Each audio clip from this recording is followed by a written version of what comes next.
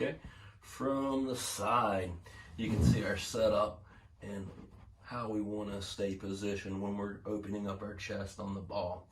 So my hips are below my knees, below my shoulders, so I can stay tucked, keeping that lower back rounded. Gonna reach up. Exhale to keep the rib cage down. Inhale, reach up. Exhale, let that chest open. We're gonna let our wrist extend, hands open.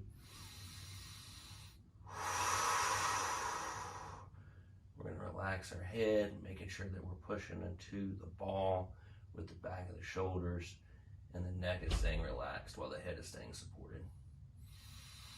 This is a chest stretch, chest opener using the ball. As you can see, I'm positioning my head so it's supported on the ball. It's going to be the back of our shoulders that are actually pushing into the ball.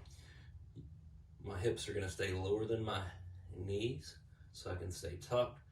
We're going to reach, exhale. Get that rib cage down. Exhale.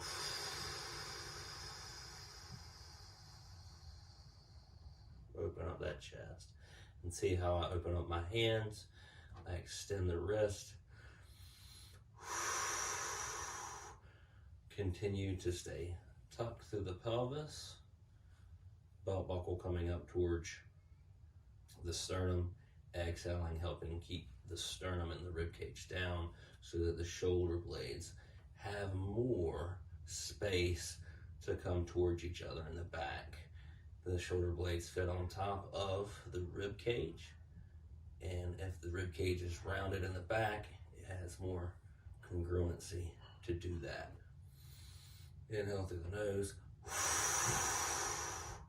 Exhale through the mouth.